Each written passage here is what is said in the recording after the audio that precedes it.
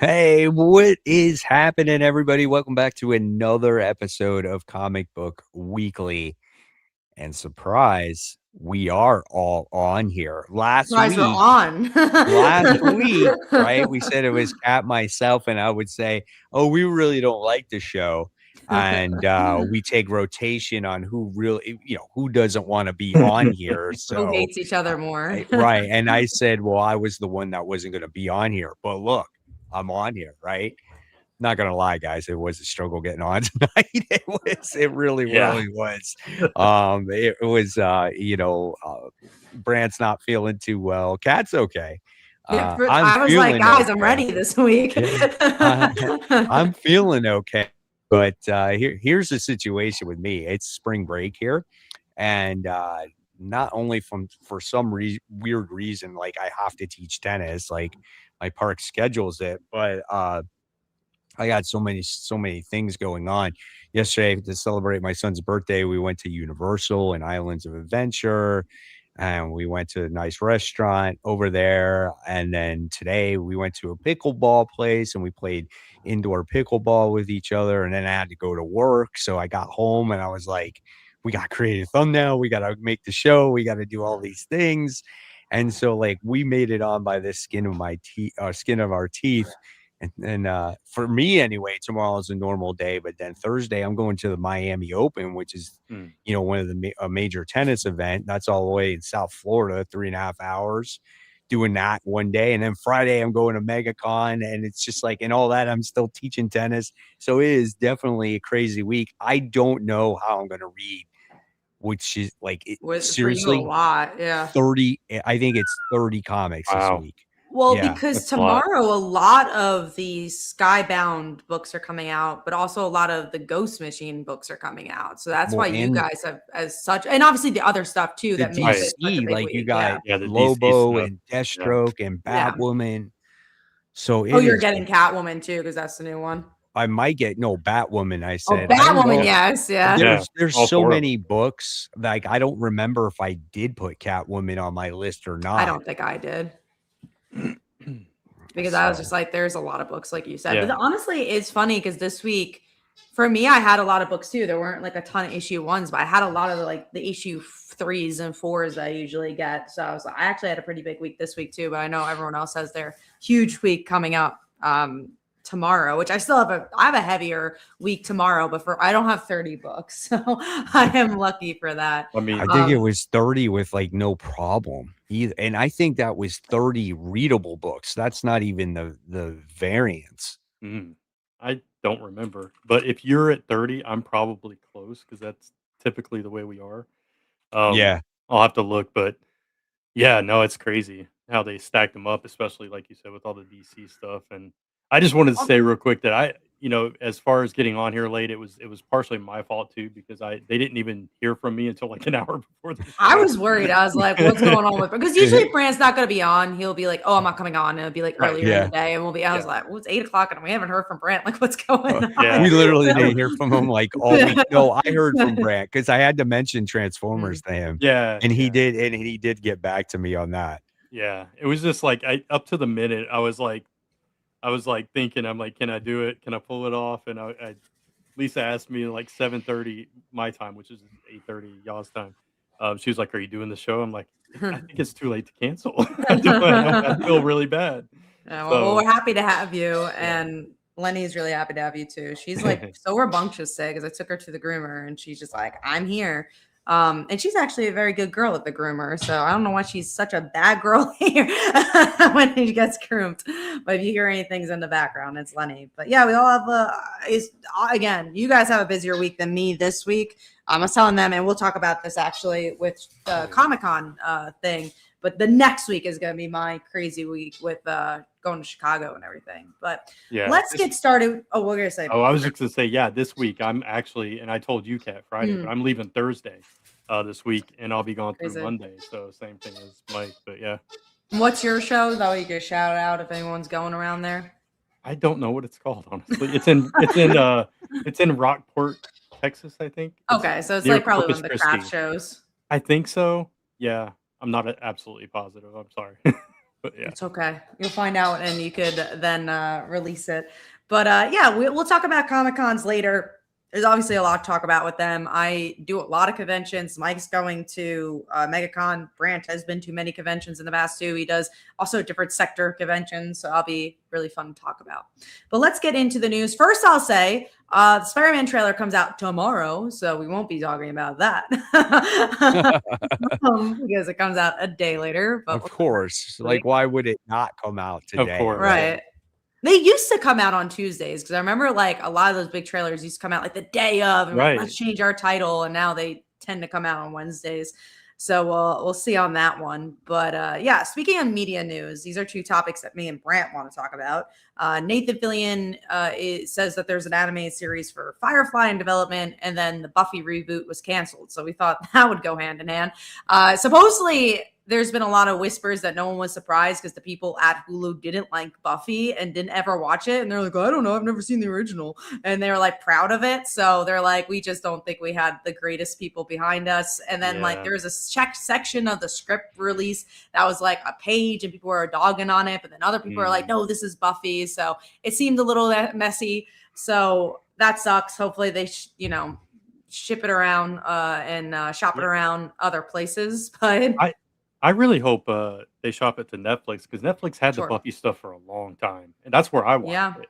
I feel really bad because I watched when they contacted the girl that they picked to play Buffy, and they told her the news and everything, and she was super excited and everything, and so I got excited, for the cast and everything, and just that sucks. But if you're at a place that doesn't even care about the show, then Well, also Hulu dropped Lois McGuire show that was from a few years ago that everyone was really excited for, and the creative team was really excited for. But like Buffy in particular, having the creative team behind it, like not the creative team, but the stars of the show behind it, and Chloe Zhao just is always a darling for the Oscars. Like I think it's crazy that it didn't even get a chance, but we'll see what happens. But that does go on the heel of Firefly, which I honestly have a little bit of opposite opinion on, where I'm just like, if Buffy doesn't make it, how does Firefly have a chance? It was canceled in one season.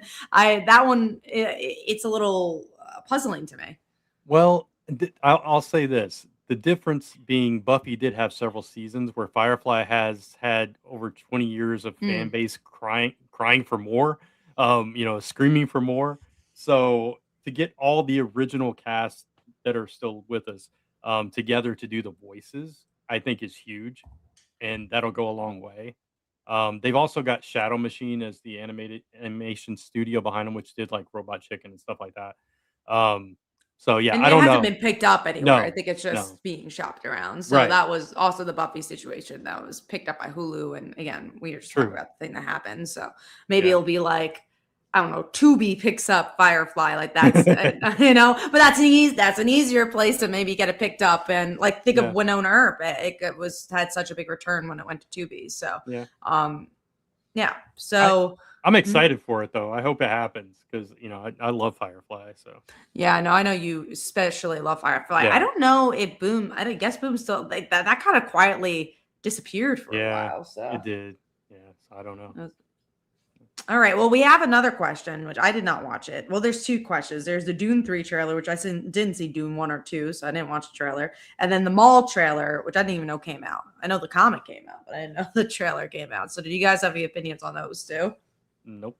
I was never a Dune fan, period. Like even when I was younger, I was like, this looks boring as hell. I'm not gonna watch this. It's like in the desert and shit. I'm like, I don't even know what the hell is going on. And these people with these blue eyes, that was my first thought when I was a little kid. And then when I saw the remake, I'm like, yeah, I remember what I thought of this when I was a little kid. I don't want to watch it now.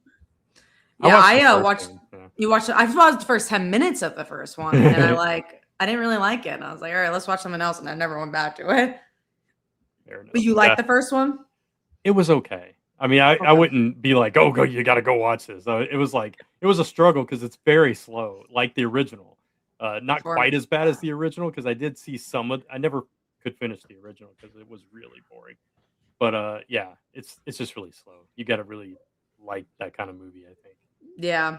Someone's saying, well, Mike Manhattan saying Brian K. Vaughan is co-writing Dune 3. I think that's pretty cool. Obviously, we all like Brian K. Vaughan here, but I don't think it gives me enough to watch a third installment of a movie that I haven't seen the first installment of.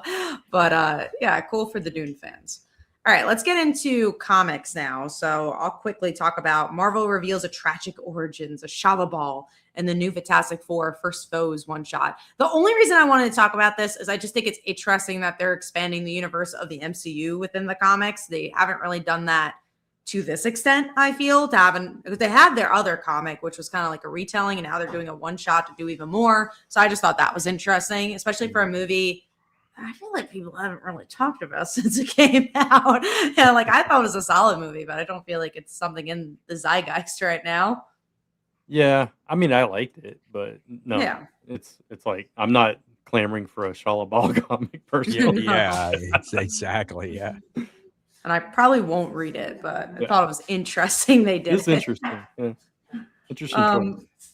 Yeah, exactly. All right, moving on to Tegan and Sarah from Tegan and Sarah are writing a story for the Pride special.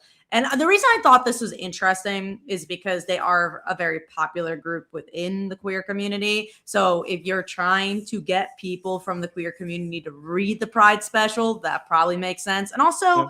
I feel like a lot of times people will like only find success in comics when a million people read it or everyone's reading it, it's mainstream. But you also have to understand there's things just for certain demographics. Mhm. And the certain demographic here is the queer audience that maybe don't read comics, that give a chance to comics. And then you're getting people into comics and then they'll read other stuff. So I feel like that's the goal of the Pride books in general. So I thought that was an interesting move.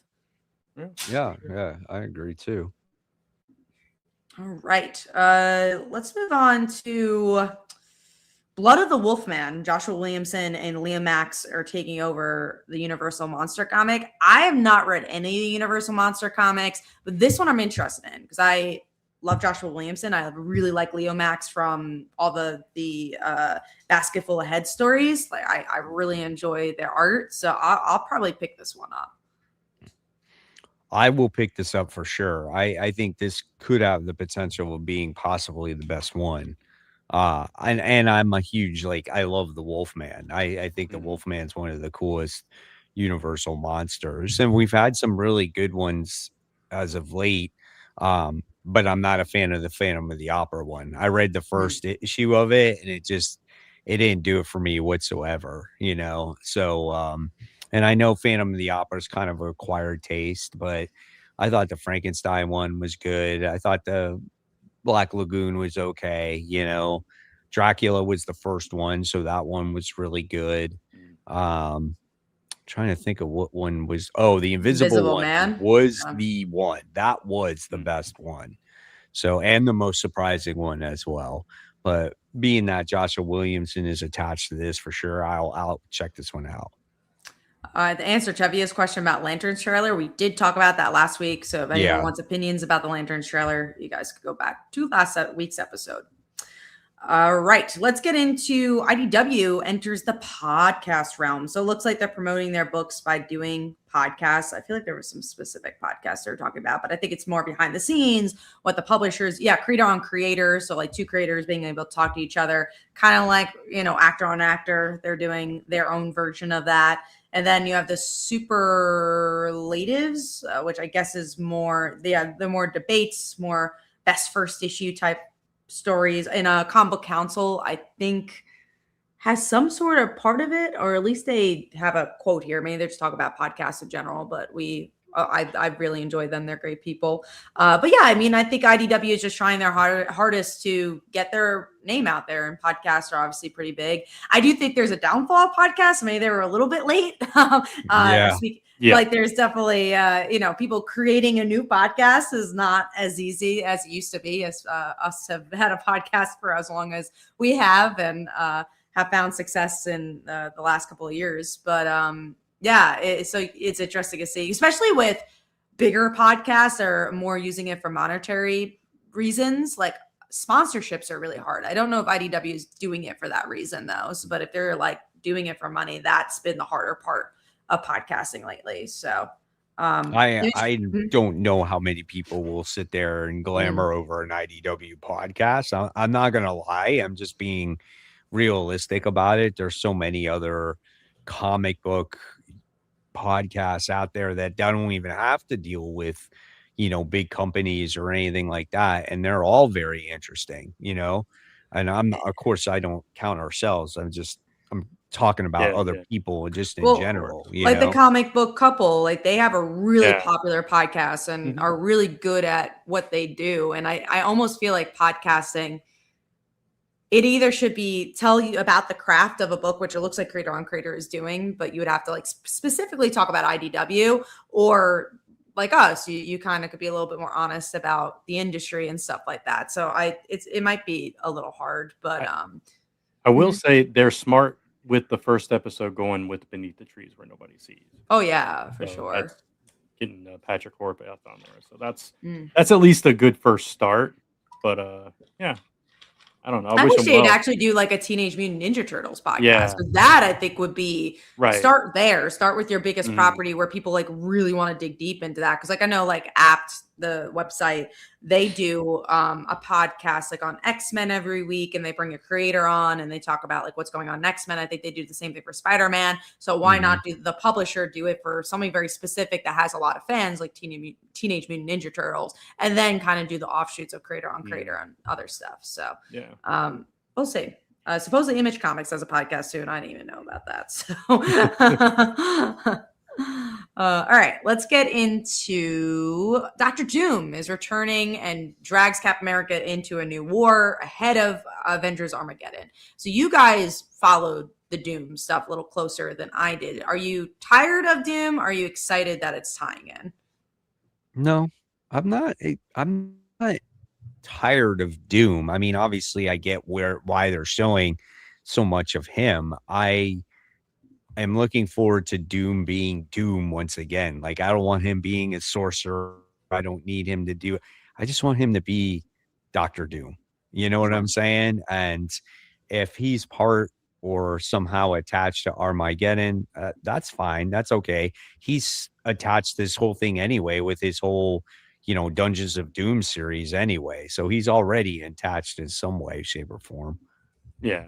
Yeah. And I think it'll be interesting because it seems like Doom and Captain America might be on the same side in this, which is just a really interesting direction to go after everything, and the way that One World Under Doom went down and everything. But yeah, I'm not tired of it either, just because the way they've handled it in the aftermath, I think, has been more interesting than the actual event. And we're still trying to figure out who that relative is to Dr. Doom. Right. So that could be a reason why he's attached to this also. Mm-hmm. Yeah. So, yeah, we'll see.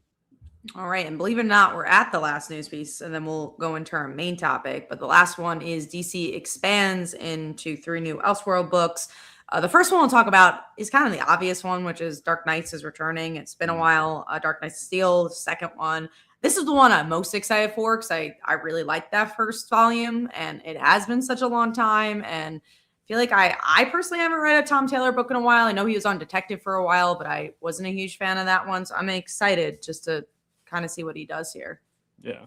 Yeah, that's the one I'm most excited for too. And that's why I checked it off. I was like, "Oh, Dark Knight is still. I'm good. I'm there. Yeah, that's all I need to see." Right. Yeah, some of these Elseworld books can always be a lot of fun. We've read quite a few of them. Mm-hmm. And the other 2 are Superman related. So you have the Superman Father Tomorrow, What If the Man of Steel was Jor-El? And this is written by Kenny Porter with art and covers by Danny Earls. I've heard of Kenny Porter before. I can't pinpoint what book he's written currently. I feel like it's Flash in the back of my head. That's what feels familiar. But yeah, it's a what if story. I don't know if this is one I necessarily need. I don't know if the artwork also is to my taste, but I might check out the first issue. Yeah, that's I'm right there with you on that one. So. The next Lenny. The next one is Al Lenny. Al Lenny. It's Supergirl Survive, and that is from Ethan and Griffin, who did Kill Your Darlings, and then the cover and arts by Rod Reyes. I'm interested to see what this is about, but also it is very space Supergirl, which has never been my favorite side of Supergirl.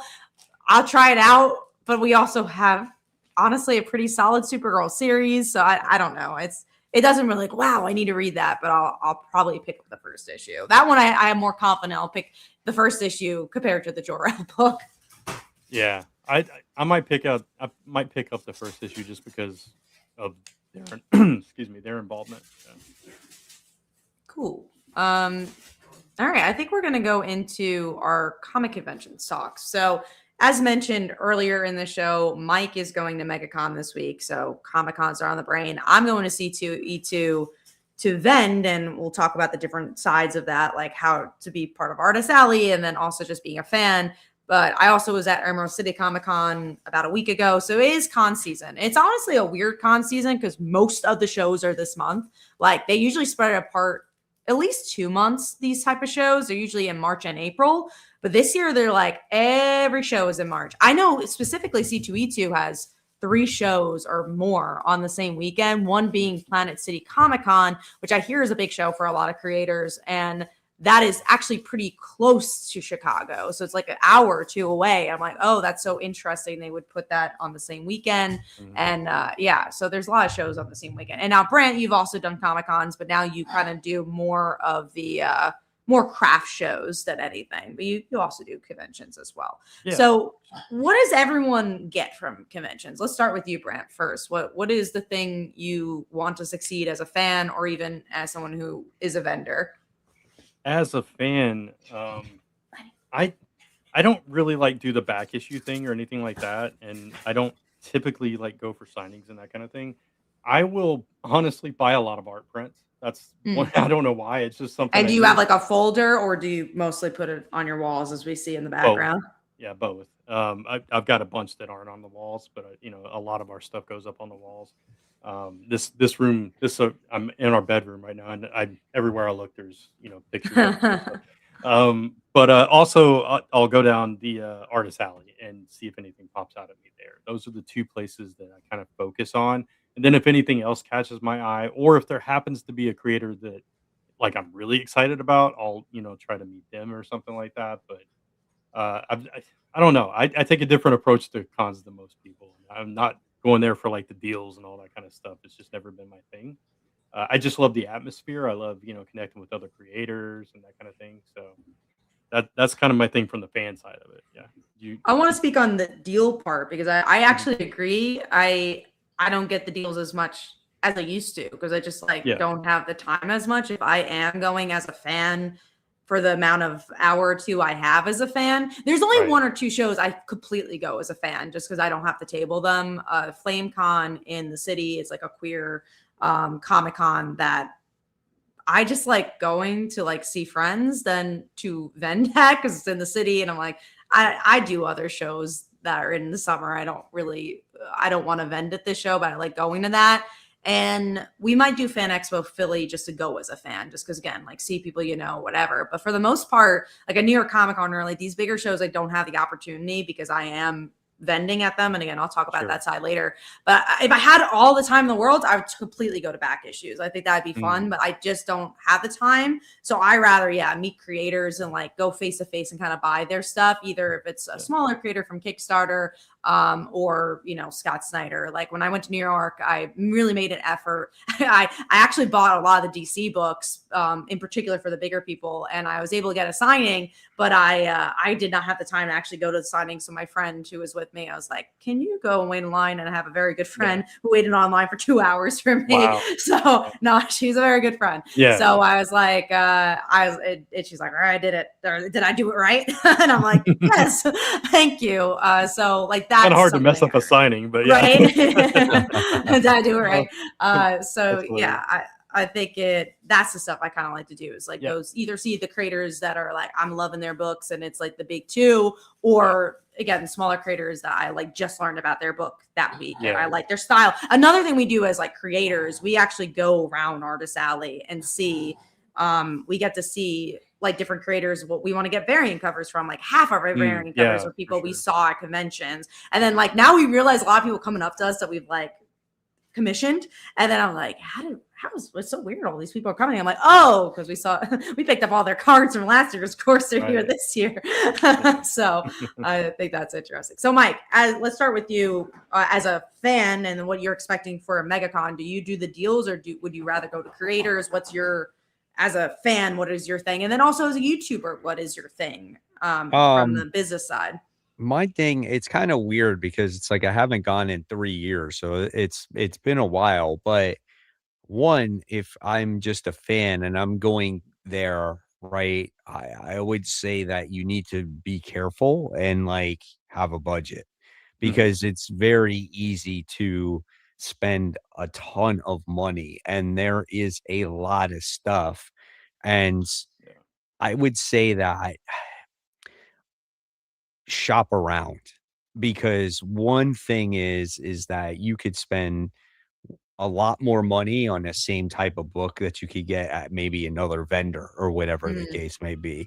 So it's like as a fan, you got to make sure that you can try to get the best deal as possible. I know things can disappear, you know what I'm saying? But number one, my thing is at least go in there with a budget and don't blow all your money, you know? Can I speak to that real quick? Yeah. As a vendor, I see this sometimes when I'm set up like towards the back of the convention hall or whatever. So I'm like one of the last people get to. A lot of times people like, oh, I just spent all my money at this and this and this. Once they get to you, and it's like then they're like upset because they can't get this now. So it's like, yeah, your advice is dead on with that. Yeah, that's why I like bringing business cards. I actually saw a tweet from like somebody who's a creator and said, I don't bring business cards because then there's the excuse that they'll go away. But I see it in another side of like, but then they need to fine you if they legit don't have money and they are interested. So I obviously it's a double-edged sword. So of course, they might pick up the business card, but honestly, if you're picking up the business card, they probably weren't interested in the first place. And you're just kind of like, kind of forcing a sale. And obviously money is money, but I, for me personally at a conventions are not our big, like it's a pie of our chart where we make money. It's a good chunk of our pie, but Kickstarter by far is the biggest pie. So I rather make a fan at a con that is going to become a fan on our online store or on Kickstarter. So that's why I'm like, just give the business card because they eventually will get it. And I noticed when we were at Seattle, we had like a really big uptick in our sales on our website. And I was like, oh yeah, why are we getting so many sales? And then I realized, oh, we just did Seattle. That's probably just people picking it up after. And I'll say this as someone also Brent made the website, so I'm sure he gets the notifications. I don't promote the website outside of our comics and like our conventions. Really? And we've sold over 500 sales of things like in a year or so. And we don't really promote it that much. And I imagine if we were promoting it outside of just convention, but that shows how much conventions and post Kickstarter life pushes people to buy comics. Anyways, it was a little bit of a side note, but so you're saying, well, first I do want to answer this message because they asked this a while ago and it's a new watcher. So I want to answer them. We'll go back to conventions. I have some single issues, but I just find it hard to understand what's going on. So I was wondering if I should get omnibuses until I feel I know what's going on better. Yeah, I think that's a good way. I think there's no real answer to how to become a comic fan. There's some people that can just jump in. Trades or you just jump on and eventually you catch on and then eventually you can go back and always read those trades, you know. So yeah. And if you're not wanting to spin big, go with the trades instead of the omnibuses. But if you're wanting like a large story, it doesn't matter. Like Mike said, you can start anywhere you want to, just as long as it's the beginning of something. Right. Yeah. And it's wherever you feel comfortable with. Whatever excites you the most is the thing that you should pick up. If you're like, everyone's talking about Transformers, let's say, and you're like, oh, well, I don't know if I want to start there. Start whatever, like grasp your interest. That's what you should be doing. And then someone asked if you're going to MegaCon. So you are going to MegaCon on Friday. I'm not going to MegaCon this year. Hopefully next year. I have been to the show before. But yeah, I just didn't make it this year. But it looks like the best con ever. Look, I'm a New Yorker. I could only say that I think New York Comic Con is the best. But I think MegaCon's becoming a bigger and better show. It's come a lot bigger. going back to what I was saying Yeah. about at least what I look for, because I'm not there to sell. I'll be there as a YouTuber, but I don't set up a table. I'll be walking around, and if people recognize me, yeah, sure, And you we can vlog, talk right? or whatever. I don't know if I am this time. Okay. I might not, because again, it's one of those things where it's like when I go to the comic shop, people ask me all the time, like, why don't you film in your comic shop? And so, because I want to spend the time like actually enjoying searching for the comics and not worrying about making content. You know what I'm saying? I make Mhm. content all the time, every day. And I've filmed MegaCon before. I might do it, I might not do it. I don't know. I'll definitely do a haul, but I just want to enjoy the time that I have there. You know what I'm saying? And not worrying filming behind the camera the whole time. Yeah. Um, but the thing that I do like the most about, going to the con is I like searching for back issues because my More shop than doesn't always creators. have back issues, right? So it's like I will try to find something that I don't have, and I'll do that. The other thing that is on my list this year is that I'm gonna meet up with Mark Spears. That's nice. He Yeah. sent me an That's good. email asking me if I was going to be there. Yeah. That's cool. So I told him, I was like, yeah, I'll probably, if this was originally before I was gonna go on Friday, I was like, if I go, I'm gonna go on a Friday. So Yeah. he's like, cool. I hope to see you there. So that Yeah. was cool that he reached to me. So that's probably gonna be the first thing I do before he gets super busy. Yeah. No, that's I, really, really cool. yeah. I wanted to clarify. My thing with back issues is more because two reasons. One, I'm impatient. Yeah, And I can two, see that. I don't like crowds anyway. So if like there's so many people always at the back issue bins, Yeah. I get flustered, and I have like sometimes I get this social thing where I have to get away from everybody, and I just have to kind of decompress. I get stressed out real easy if I'm in big crowds. So that's part of my reason for not doing that. It's not that I don't want to fill my collection or whatever. It's just I can't handle it honestly. So that's it. But It can definitely get overwhelming. I yeah, think for me, for the back issues, yeah, it's more time. It's more of like, oh, I do yeah, have that 2 or 3 too. Yeah, hours to look through all this and like sure. really. And I'm usually Yeah, with people. I'm usually not by myself, so I'm and I'm just like, usually setting oh, up. Yeah, so yeah. yeah, or setting up. Like it's just Mhm, harder to. Everything takes time, so I'm just like, oh man. And also like all 3 of us have been collecting for a long time. So I'm mhm. just like a lot of the books I want, I kind of have. So it's just like, and obviously you can always find more books. Like I know Sure. you, Mike, especially you look at your back issues, you're like, oh, I want to fill up board with my Spider-Man stuff. But for Right. me, I'm just like, oh yeah, no, I think I like meeting the creators more. I think that's something I really enjoy is like getting something from the creator because I like supporting them individually because that Yeah. helps them make their career. But then B, it's just like that's something I can't do at a comic book store. I can get a back issue at a comic book store. But like you said, Mike, you can't. That's an opportunity. You don't have as big of a back issue lineup. Right. I have one of the bigger stores in New York. So like a back issue I want, and also I have Midtown Comics. Like I have a lot of stuff near me. So if I really want a back issue, I could kind of go there. And when I That's was a cool. kid, I went there a lot. Like when I was a Mhm, kid, I went to Midtown Comics like every like 3 months and I would get the back mhm. issues I would want. And like that's why I feel like I filled up my Yeah. comic collection a lot in that regard. But yeah, well, first I want to answer the New York, San Diego, Orlando. I think is really interesting because San Diego is such a different beast than New York. New York, Sure. for me, what I love about New York and I love about Repop shows, and I really love the people who run Repop. Shout out to Alex who runs the Artist Alley. He is great and he really runs a really good Artist Alley. Is that he makes it first of all, Midtown Comics. Yeah, I've been. I might have said Midtown. People don't know what that is, but Midtown Comics.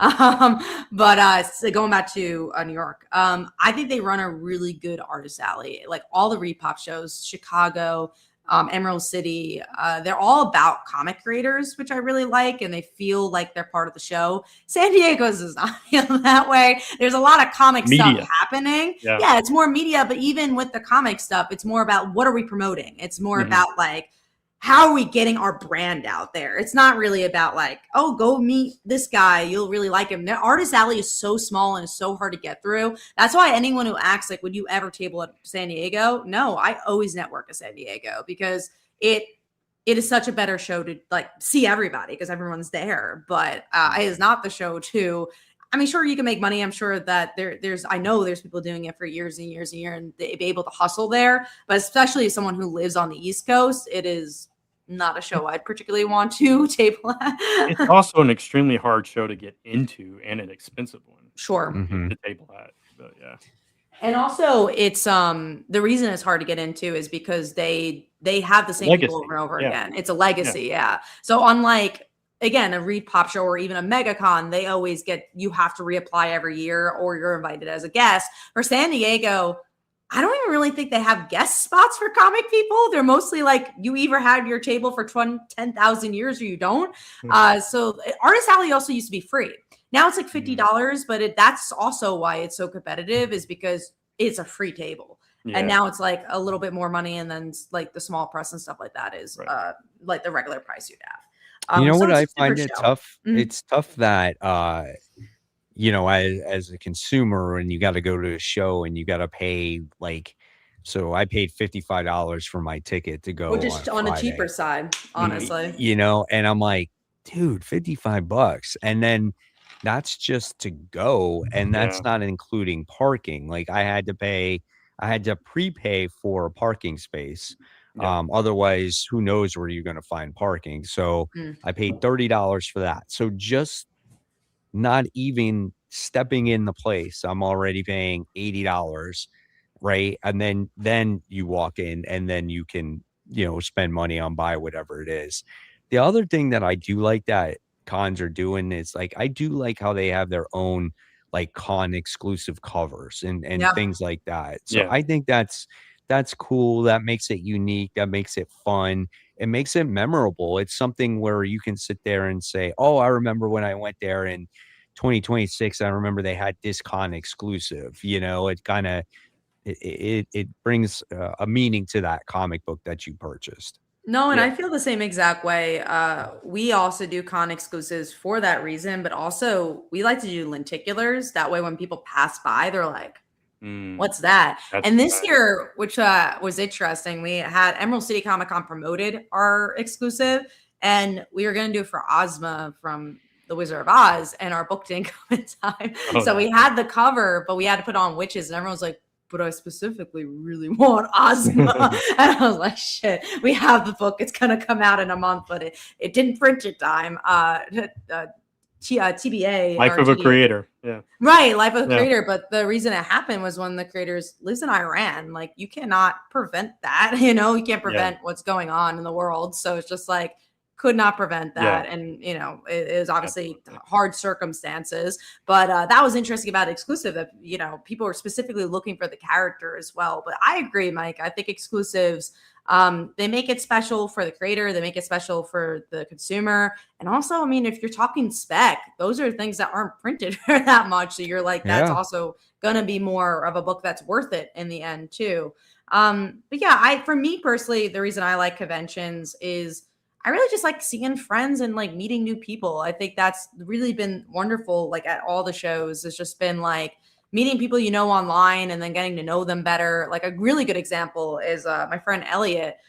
We met 3 years ago through C2E2. He bought a Haunting box and he, you know, we just met through like he was a customer. And then as the years went on, like we just got to know each other more and he wanted to make his own comic. And now like we're good friends. We go out to dinner. Like we went out to get dinner together at Seattle. When I went to Paris for vacation, he was going around the same time, and then we hung out for a day. Like it's cool that like that random situation like brought a good friend along the way, and his girlfriend's super nice. We became friends with her. Like it's cool. Like I guess the friendships you can make either in the industry or outside of it too.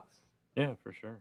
Yeah, and again, like you said, it brings the whole community all together. It's like it's great to see the love and the passion for comics and all these people that are there, you know. It's like, especially if you don't know a lot of comic fans, or you know yourself like personally in your personal life and everything, when you walk into a show, it's like these are my people. You know, it's kind of like that, and you don't realize like there's this many comic book fans. You don't really ever think about that, and then it makes you think, okay, I'm not the only one. Right, exactly. Yeah, which, Yeah. that was the case for me, like, nobody around me liked comics, so it's like, when I finally went to a con, it's like, "They're here," Yeah, so exactly. it's Especially when they're like Wednesday Warriors. I think that's really Mm, fun. Like, I think that's always my favorite because, like, I have obviously I have my business partner who really likes comics, but he's not someone who reads comics on a weekly basis. So, obviously, like this show, we always talk about like it's so special to us because of that, right? Because we get to talk about our weekly comics. And yeah, when you go to a show and be like, oh my God, they're really excited about this and I'm really excited about this specific thing happening in comics. So, I think that's really cool. And I'm really glad Comic Cons kind of came back too, because obviously post COVID, it was like yeah. in a scary place, and Sure. now Yeah. we're in such a better place. I like the Comic Cons; they've been really great. Like they sales wise, they've been good, and then also just like attendance wise, it's been great. And I like the love for comics in particular. I think this year in particular, I really saw a love for comics because obviously Absolute Batman and all the other stuff, but like specifically comics and not as much the movies and TV shows. And I think that's super special too. Has your guys' goal or mission ever been to meet a famous person? Like not a creator or, like the movie stars or Mhm. TV show stars. Have you guys ever wanted to see somebody? It Because of you start first, no, you Brandon. go ahead, you go I was ahead, gonna I'll say finish. because what I did before this, which was journalism, I had to interview a lot of people that were like celebrities, and like I interviewed Sigourney Weaver, like Kristen Bell. So like I interviewed a lot of people already, and I have this thing where I don't like a show or a content if I really like get to meet someone. So I Mm. actually try to avoid it. I'm like I don't like meet and greets because I'm like I feel like I ruin I don't like breaking the fourth wall. I Right. really enjoy like not knowing because again in this industry too, like you just get to know a lot of people. So you're just like, well, I already like I know Gail Simone personally. I know different people. So it's just like I already break the fourth wall in comics. Like I don't really want to do it in TV and movies as much unless it organically happens and you like become friendly. Like yeah, there's examples of it, but like a good example is like me and Brant are pretty good friends with Clay Adams, who's not like a huge celebrity, but he did like a lot of animated stuff, like a Yeah, lot of the stuff for voice actor, yeah, Yu-Gi-Oh! And I'm like, don't even think about that side of yeah. him. But then He's when he does shows and stuff, like, oh yeah, yeah, that's something he does. he's coming to San Antonio, like, next week, Yeah. so it's Oh, that's crazy. cool. Yeah, so, I hope you guys um get to see each other. yeah, because 'cause I've never met him in person, so Mm. we'll see if we get to actually go to the show, but, yeah, no, not typically, Mike. I've never, like, with the goal of meeting a celebrity until taking it back to Firefly, Summer Glau.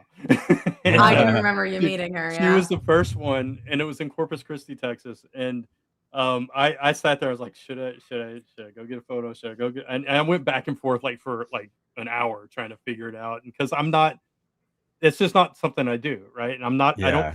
I don't geek out about, celebrities and that kind of thing typically.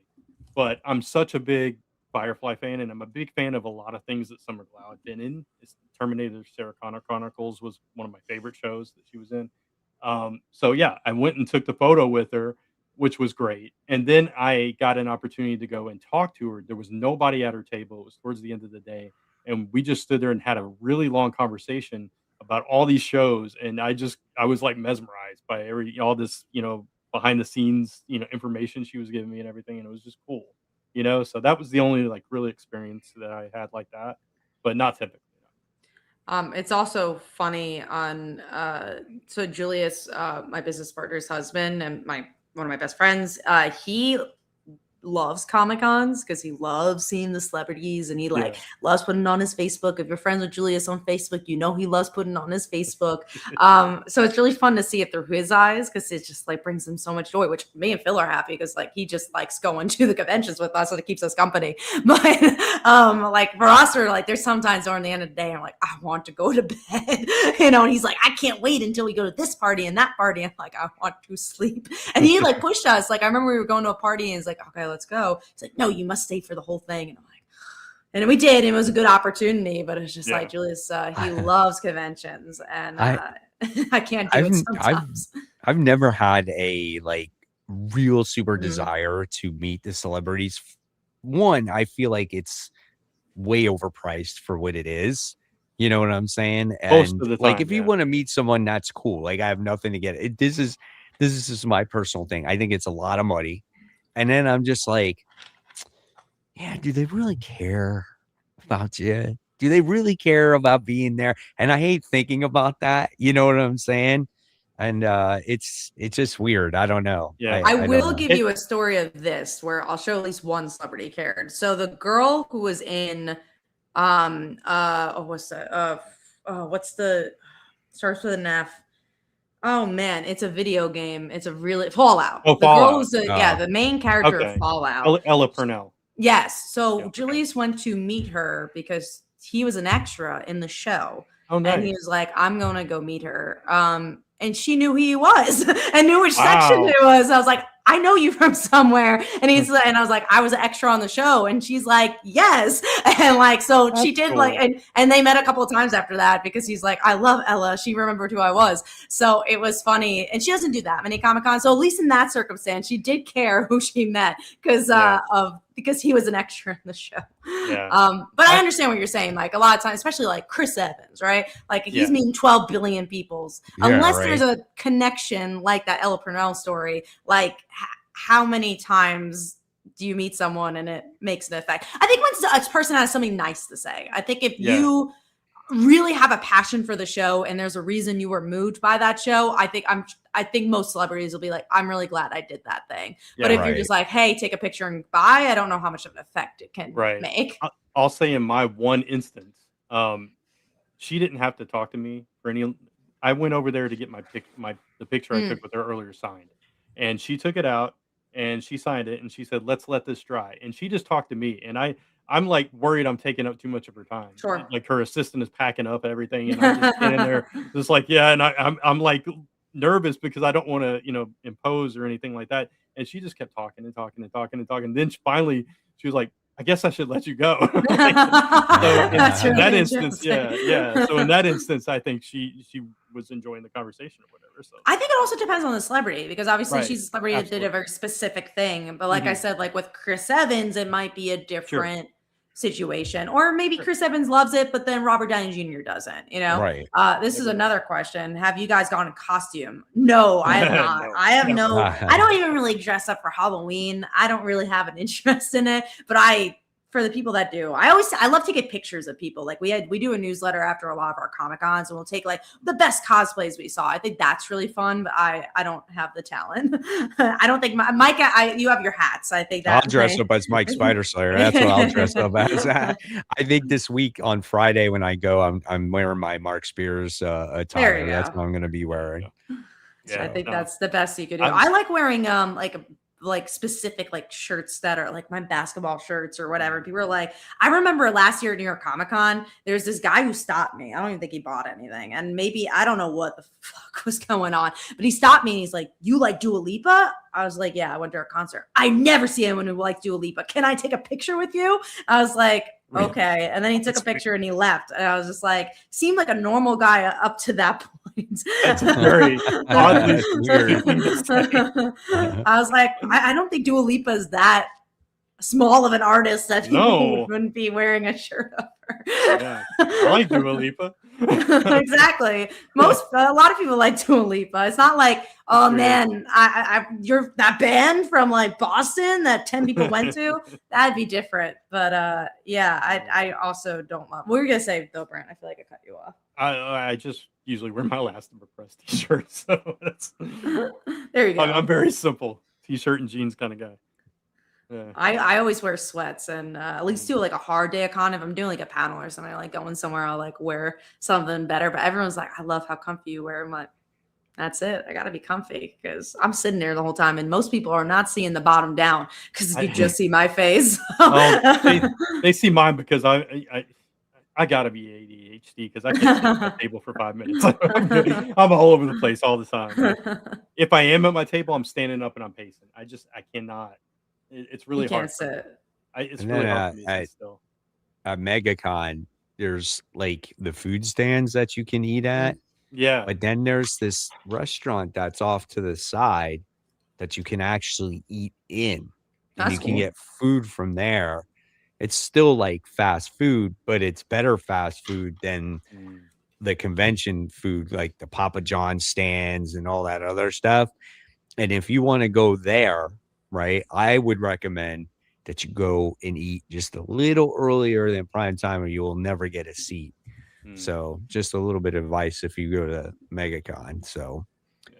because some I of that usually convention food is freaking dog food, let me tell you. I'd say my other recommendations go to like a deli before. Like I'll like get stuff at like a CVS or something and then like bring Yeah. it with me.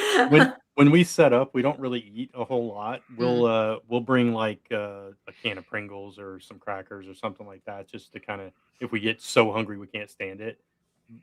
One thing, because we don't like to eat in front of customers, and the other thing, Sure. we don't want to have to go to the bathroom a bunch of times, to be honest. So that's kind of our thing, and then we just go to dinner immediately after. But Another trick is have breakfast. Like I hate breakfast. I'm I not a do breakfast too. Yeah, I'm person, not but I either. always have breakfast when I go to a convention, so I just don't feel as hungry during the day. Yeah. But yeah, any other Comic-Con stuff, or do we want to move into our comic books? Yeah, let's move into the comic books. Yeah. Cool. Before we get in, I do want to talk about one campaign because we have.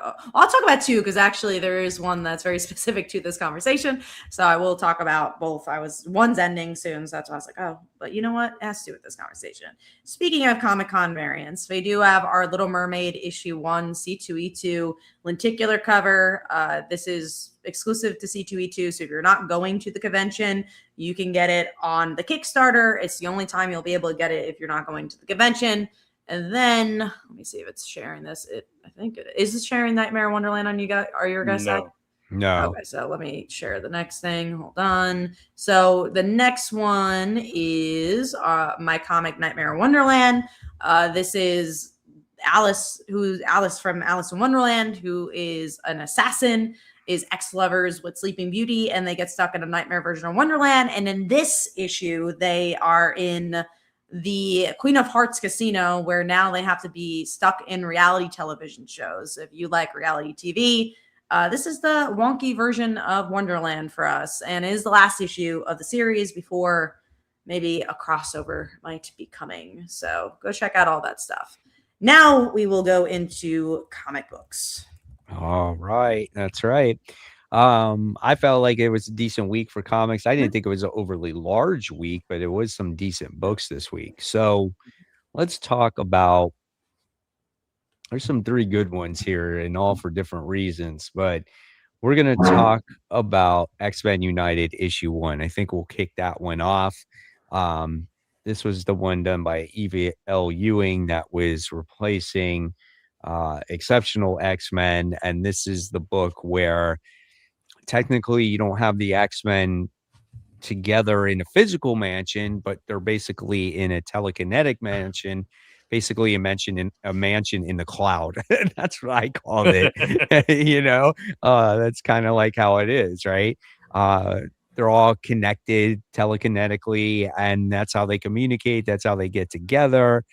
And I felt this book just had way too much. They tried to accomplish way too much, too many characters that we'll never ever care about. And it just, to me, call me old school. Why do you have to have a telekinetic mansion? Why can't you just have a normal mansion, fly a jet, go in and out, whatever the case may be? I don't know. There was just too much there for me. And how does Cyclops already know it's gonna be bad? He's just like, it's he's gonna be like, bad. He's like, this sucks. And Kitty's like, where you going, Cyclops? And it was just like, so you got that going on. You got them training these ex people that you don't even know what's going on. And I don't even remember how it ended. It was like one of the first books I think it was the Cyclops thing that he's it's gonna end. Yeah. Well, it was Grey Malkin Lane or whatever it is on fire. Right. Yeah. Oh, that's right. Yeah. And it's just, you're assuming that he was the one that burnt it down, which, how do you do that telekinetically? Yeah, exactly. So weren't you confused a little bit when you're reading it, because you're kind of like, what's really real and what's really not? Is this happening in your brain? Is it not? Like, I also thought maybe it's the future. Like, that was something I was like, is this gonna happen? Why couldn't they just do a Zoom call?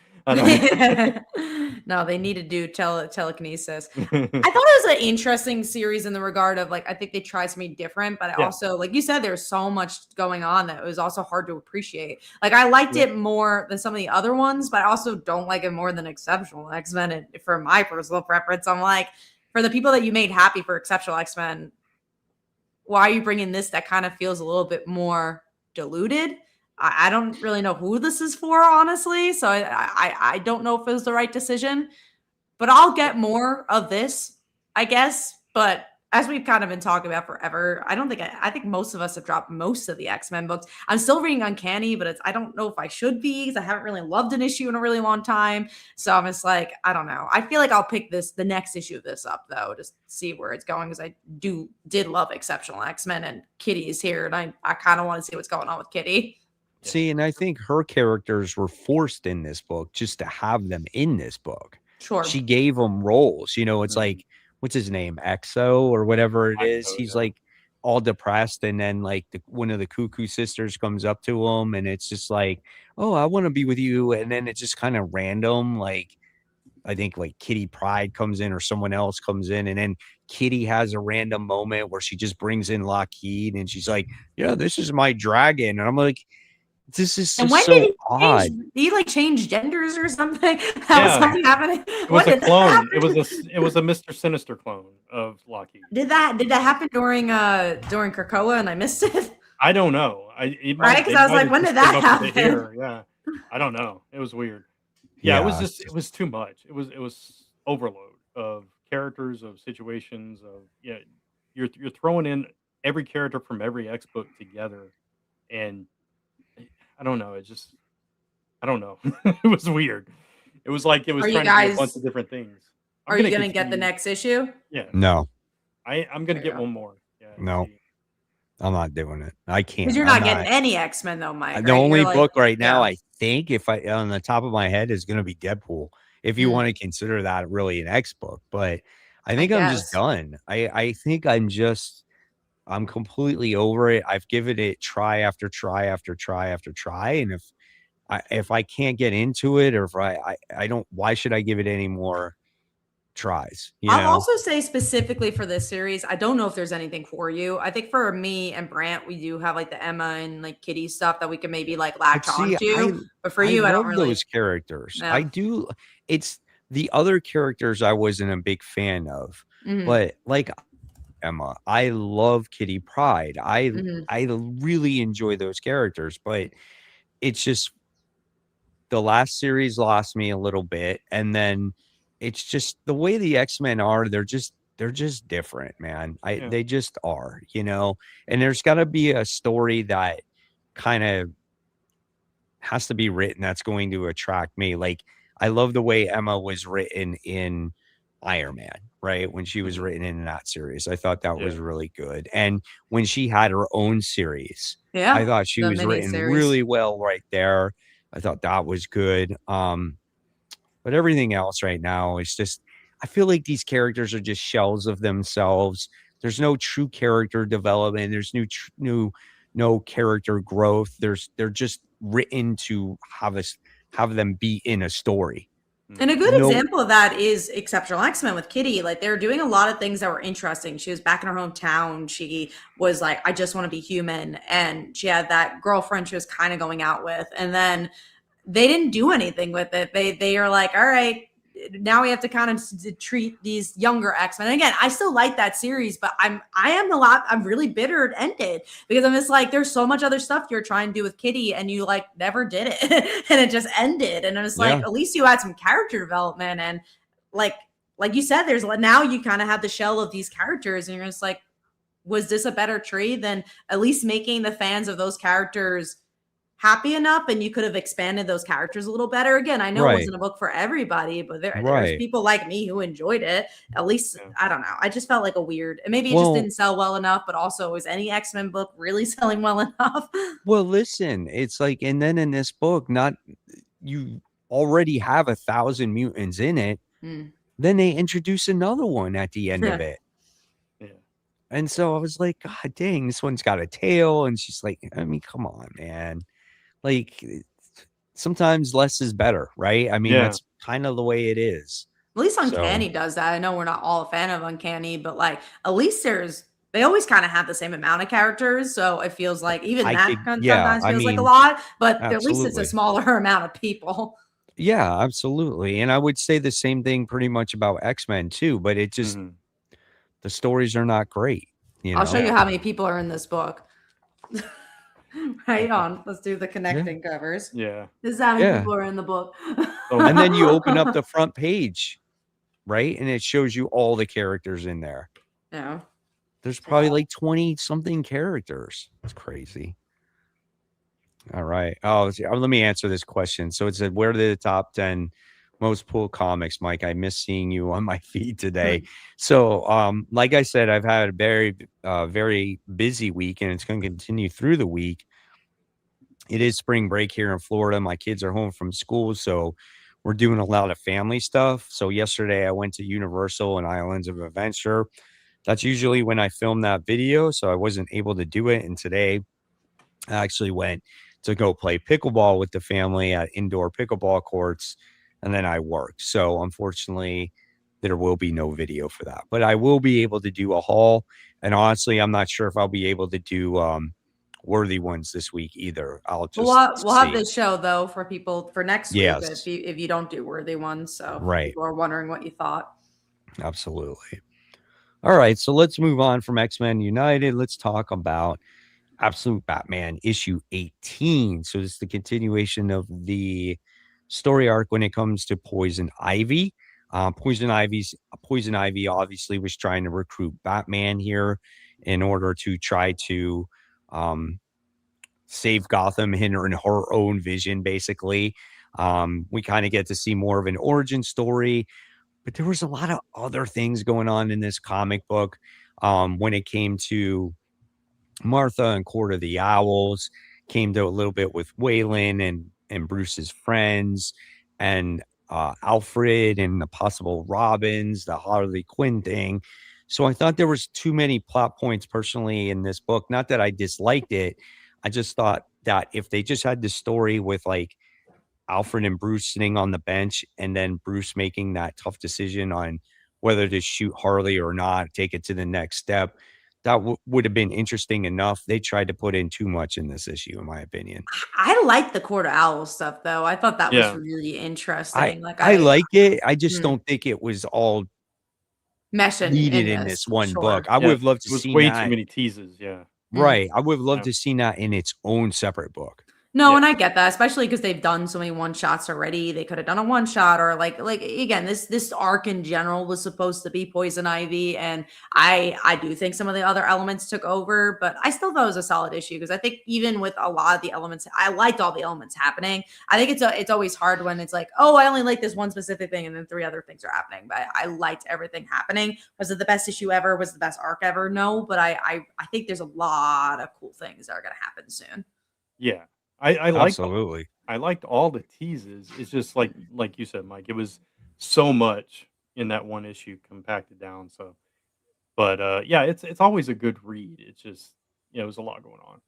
Yeah.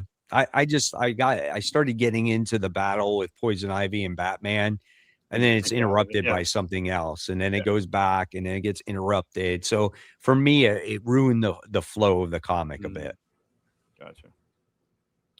All right. So let's talk about this one. So a lot of people were upset about this book. There's people dropping it. They're like, I can't believe this happened. It's And temporary, like, people. Come on. yeah, it's Transformers issue 30. People are dropping the book because one Yep. thing happened. Well, Okay. it's a pretty big thing. but It's yeah. a big thing, and people are very sensitive when it comes to Optimus Prime. Mm. Optimus Prime technically is no longer A the prime. leader of the Autobots. I mean, And I feel like so- that's probably happened in Transformers Of before, course right? it has. yeah. Surely it has. Yeah. But the thing is like the way it was done, people don't agree with who the ruler actually is. And so my answer to it is yes, it's not temporary. I mean, it is temporary, but the thing is like you got to understand if you just have Transformers where the Autobots and Decepticons face off against each other in the endless war for Energon, it's gonna get old. It Yeah. just, no matter how cool it is, you still need character development when it comes to these characters, or you need some changes, you need some things to keep it fresh, right? And so what I'm excited to see is how Alita 1 actually is the leader of the Autobots. Something tells me she's going to fail and Prime becomes the leader once again, somewhere down the line. But you got to understand her point of view. She has been defending Cybertron for, what was it, a million years? Yeah, exactly. So you got to understand her being, pissed off. People were like, oh, it just came out of nowhere. No, it did not. It's been going on forever. So, and Prime just sits there and says, you know what, maybe she's right. Maybe let the Matrix choose. And it shows her, and let's not forget, like, it's not like Prime is not leading Autobots on Earth. He's still leading these Autobots on Earth, and she's going back to Cybertron and leading back to these Autobots on Cybertron. Now, whether the title goes back and forth, I know is still yet to be determined, which I think they will go back and forth with it. But Prime is not even considered an Autobot right now because she says you guys are no longer Autobots. Yeah. It was a smart way to kind of thin out the cast that they had kind of expanded to be too big again. And so now they've scaled it down to where you have a certain amount on Earth and a certain amount on Cybertron. So, when you think about it in those terms, it makes perfect sense and it's going to make it easier to read. That's one thing. But in terms, go ahead. Go on, Brett. No, I saw a question. Are people complaining that it's a female Autobot, or is it people just don't like that? Because this is just a question. All of the above. Yeah, all of the above. Yeah. It's a robot. Like, what? The sexism drives that much that you're sexist against female robots. Well, people were also saying like, oh, it's the girl boss thing. And it's just like, no. That's ridiculous. Yeah. Yeah. It's like it's so interesting. Go on. I was going to say there are so few female Transformers. Come on. Just let them have something. But go ahead. And I was going to say, it's so interesting that people are like, I'm not sexist. And when something like this happens, where it sounds like you guys are, again, I can't speak on it, but you guys are Transformers experts. And you're like, nah, it made sense for the story. Like, why can't we just allow a female character to be the lead, right? And that's like so interesting to see that people are complaining about that. And again, it's a robot. Like, again, I'm just coming from the outside, outside, but I'm glad to hear your guys' perspective. There's literally like 5 female Transformers I've ever seen. You know what I mean? There's not that many. There's really not that many. It's like Smurfs. There's just there's none. For the longest time there weren't any. So yeah, it's just ridiculous. But no, and from a story perspective, like we said, this whole thing ever since Alita 1 came back into the picture, it has been building up. There's been friction between the two because of their split focuses. Optimus feels like they brought the war to Earth, so they need to protect Earth from the Decepticons. Makes perfect sense. Her perspective is valid too. So it only makes sense that they would have, that problem between them. And the Matrix chose her. She goes back to Cybertron. I'm good with it. So, and I'm excited to see where both groups go and how they handle Optimus as not a Prime.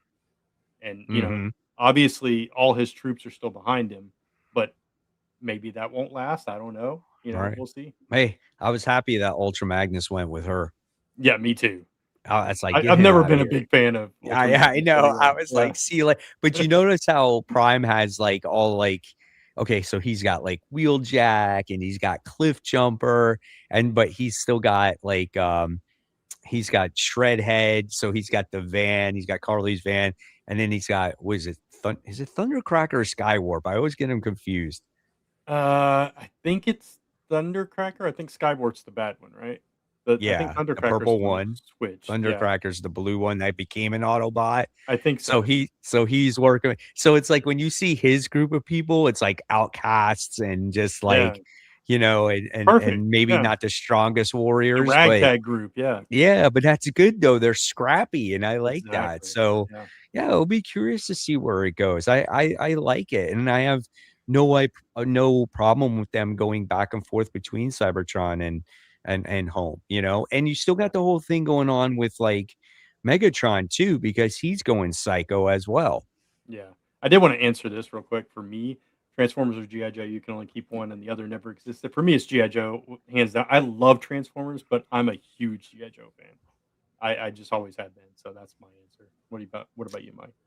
Obviously Transformers, but Gotcha. Transformers and GI Joe has always been top two. Yeah. And then of course with that, it's Oh a yeah. guy named Joe or some weird robots. I'm telling you, well, I told people. you. Go.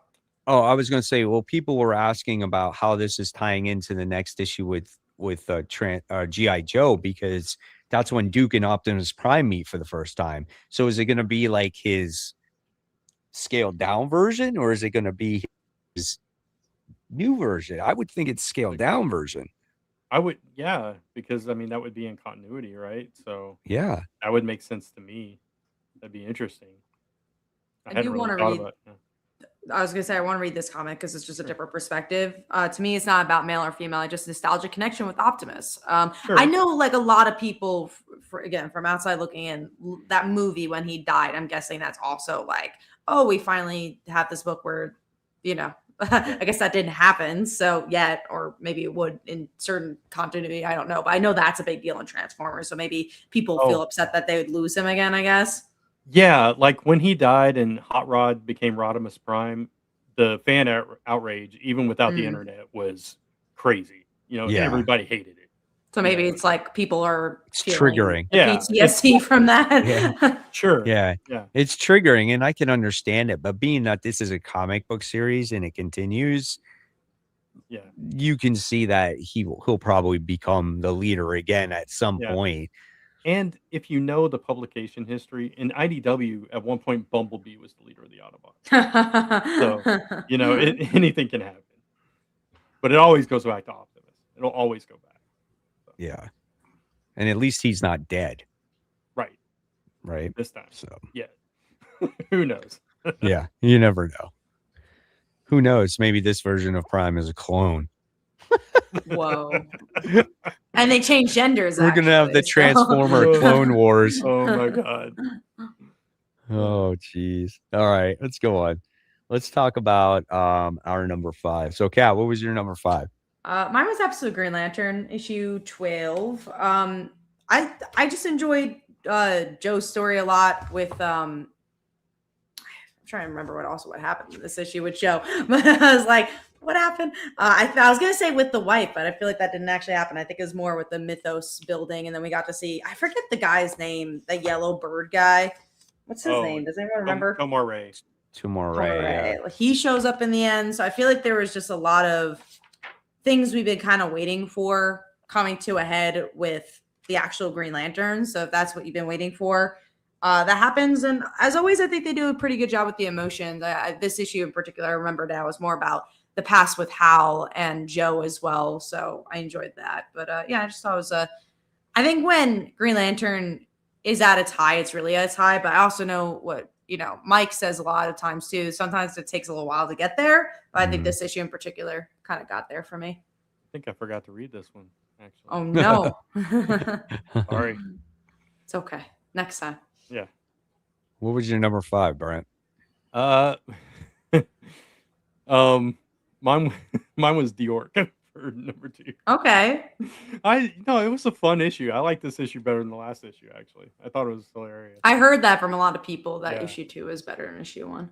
Yeah, he was like climbing this mountain to get away from everything, and he got up there, and there was like these little orphans that were had these weird helmets on, and their knives stole time from people. Yeah. And so he's battling this Time Lord.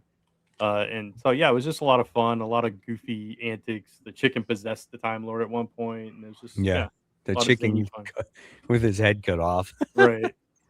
No, I like this issue better than issue 1 too. Yeah. I know. And see, what I like about this book is that it has humor, but it's not like I hate Fairyland humor. It's not Right. Yeah. to the point where I felt like it was like forced humor. And I liked Mhm. the story and the fantasy, and I love characters in here. So I do think that this is a good book. I think it definitely will have legs. Yeah. It seems like it from, again, outside looking in. It looks like a lot of people are invested in this one compared to some of the other spec books that came out. Yeah, I agree. I definitely agree. What is my number 5? My number 5 was Venom. What is this? 255 part 3 of Death Solid issue. Spiral. Yeah, Yeah. it's a good It's a good book. I like how uncomfortable Peter is working with Mary Jane with the Venom symbiote. I thought that was really cool. I like the detective solving skills with Eddie Brock trying to figure out the Torment character and his serial killing habits. I like that too. I thought that was interesting.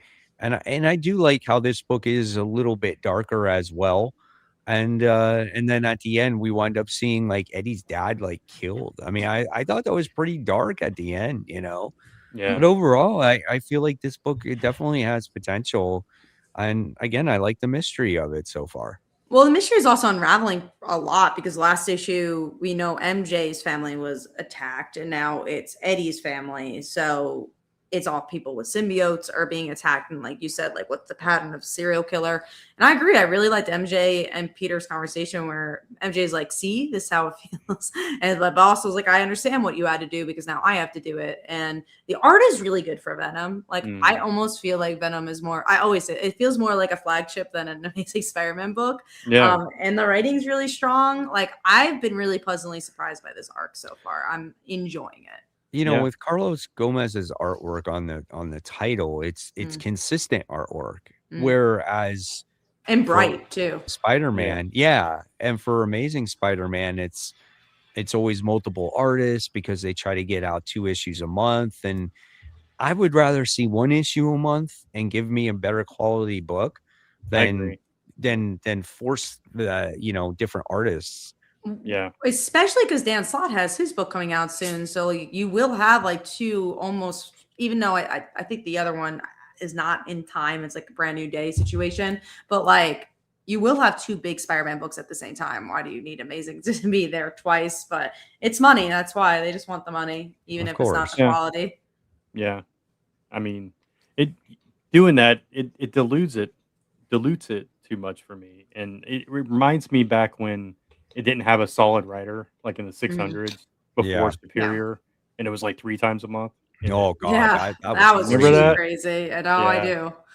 That was like the worst time for Spider-Man. But honestly, Yeah. we've been through a lot more since. So maybe it's just us looking back. But I Maybe. remember 3 times was crazy. And I wasn't picking Yeah. up as many books back then, but that was like in high school. Yeah. But It's crazy. All right. So then let's go on and talk about, well, we talked about Dork already. So let's talk about Emperor Aquaman. So this issue I picked up and I read it, and I will continue it going forward. I still will need more. I do like it. I think the artwork was really good. I do like how we get the, I guess it's different time periods of Aquaman trying to recruit them all to come through. Was it the blue? Was Yeah. it the blue that he came through? And then to take the throne once again over Mira's mom, Mother. Yeah. right? Yeah, Right. and that's what it was. And so she kind of just retreated pretty easily, and they're just like, all right, so now we're in control, and not only can they be in control of like this world, but they can travel to other worlds as well and protect other worlds. Yeah. I like the setup going into the next phase of whatever Aquaman becomes. So I'll definitely pick it up too. Um, I thought it was a pretty decent uh, kind of.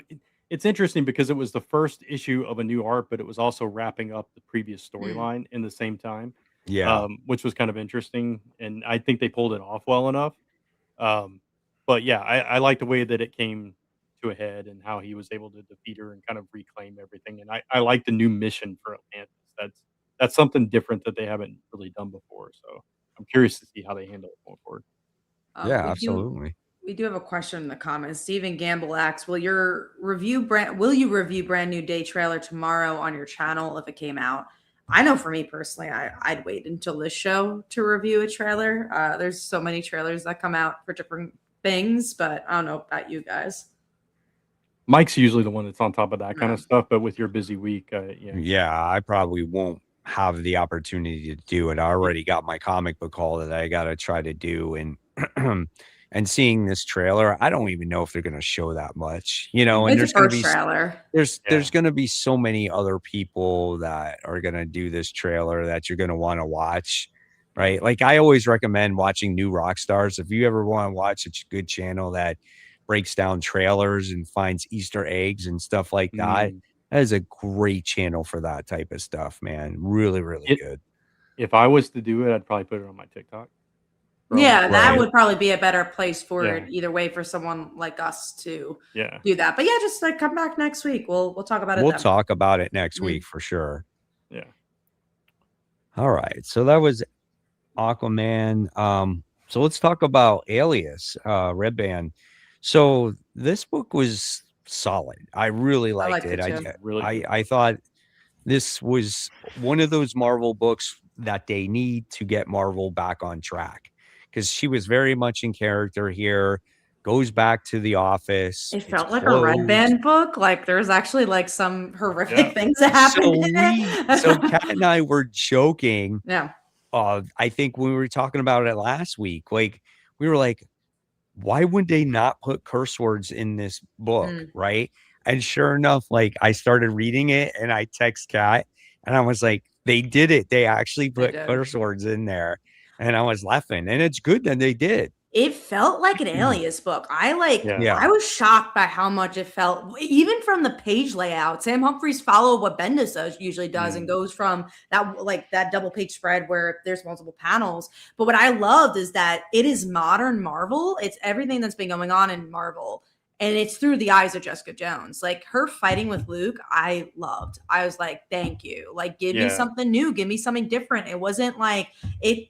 And it gave a really good mystery. I was really surprised how much I liked this because it really felt like old school Alias and like all the best ways possible. Yeah, no, I completely agree, and I like the tension between their relationship and how it's springing from him being the mayor and the limitations and the effects it's having on their family and all this stuff, and even the little things like her saying I hate you and then thinking later I shouldn't have said that, and that those little character touches, I don't know, it just made this book so good. And then obviously the Red Band content, which was very at times could be very disturbing depending on your taste, your palate, whatever. But yeah, I thought it was a fantastic book.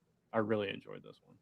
Especially like you were saying, like it had the curse words, but also the violence. And also it was really interesting because I was like, because I saw that first page too, and I was also like, oh, of course, Alias is not even a part of it. But then you also realize why Alias isn't a part of it. And like you said, the nuanced relationship between Luke and Jessica, I was really shocked by how much they did. And yeah, please, Marvel, give me more books like this. But I also not shocked because Sam Humphries is always really good. So I was like really hoping it was going to be good. And I think he put his best foot forward in this. And I think it's setting up for other issues to be really good. It doesn't just feel like, oh, it was just issue 1. It feels like the rest of the book could be really good too. Yeah. My part in this was when they were going over the relationship like Brant was talking about, and like how she basically said, like, I hate you because you're preventing me from doing what I love to do, you know? And it's just like, he says, well, I got, it's because of being a mayor and this and that. And it's like, yeah, I get it. You're between a rock and a hard place, but it's just like, look at what's the pressure that's putting on your wife, or the toll that it's putting on your wife. And it was crazy, man. I was like, God dang, that's pretty dark stuff, And you're like, are they going to actually get divorced? I mean, they could. It's wild there. And then she takes the mystery, or the murder in her own hands, and she teams up with what's it called? Ty- Typhoid Ty- Mary. Yeah, that was Yeah. crazy too. I'm like, Yeah. oh my Yeah. God, that's so interesting. And guess why they could do this? Because it's freaking Jessica Jones and not Spider-Man. You could do whatever Right. the hell you want with Jessica Jones. It's like The Runaways. The reason Yeah. why Runaways is such a good book is you could do whatever you want with them. And that I felt that with Jessica Jones, where you're like, you actually question is like, is she gonna divorce Luke? You know? Yeah. Yeah. Absolutely. It's like there's no limits with this. So Mm. yeah, I loved it. So, It's good. Finally did something. right. And that's what Right. Marvel needs. Like that's Yeah, more books like that's that. what Yeah, for sure. you need, more books like that. It kind of, it's like you stayed true to the character, but they weren't afraid to like push the envelope. And Yeah. don't be afraid to do that. Do that in Spider-Man. Do that in those other Red Band books. Do it in Yeah. your Wolverine book. Like, do it. Just get with the times, man. That's just the way these books are made these days. Because Mhm. it's shocking to have a Punisher Red Band book that was less violent than Alias. Like Right, Alias is yeah. a more violent book than Punisher. Is Yeah. this Alias? Yeah, we're talking about Alias, so the Jessica Jones book. Pick it up if you guys didn't. Also, it's really new reader friendly, I think. I think if you don't know who Jessica Yeah, Jones it is, I think it's definitely pretty was. new reader For friendly. sure. Yeah. All right, let's move on to our number 4. So, Brent, what was your number 4? I'm thinking. I'm thinking about Debating. changing it. But yeah, it was. Because I'm trying to remember what happened in this book that I wrote it down. I put Black Cat, so I'll just go with it. Okay. It's the whole MJ and Yeah. Black Cat. They're And they trying to found get the that mirror. tape. No. They found You know what the mirror reminded me of? what did it remind you of? Black Vortex. True. Oh. The vibe I in was general. like, is is that Black mirror the Black Vortex. Vortex mirror? Yeah, I didn't even think about that. Yeah. Like, it could be something completely different. But I It was could be. like, because you notice how it expanded, it got bigger when they opened it up. Yeah. Sorry, I was reading a comment. Yeah, no, I didn't even put that together, but yeah, that definitely could be. That could be a nice little Easter egg. But yeah, no, it was a fun issue. It's always a fun issue when you get Alicia and Mary Jane together. Anyway, so you know, I like this issue, but I think the detriment is that Venom came out the same week where I was like, oh, true. MJ It was like better. yeah, that was a little bit better for me. So I still had a fun time with this. I like seeing them together. I just don't know if I like their adventure. I think the tape thing is a little exhausting, but it's a dumb excuse for an adventure, No. but I still like. But you get to see them, yeah. Yeah. Yeah. I just want to give a shout out to Sigma go for it. Comics. I definitely have read a lot of their other stuff, and they support animal abuse. So it's one of those things that I stand strong for. And it just says Mike has been an adamant supporter of Calico series. See you at MegaCon, Artist Alley AP113. So yeah, guys, awesome.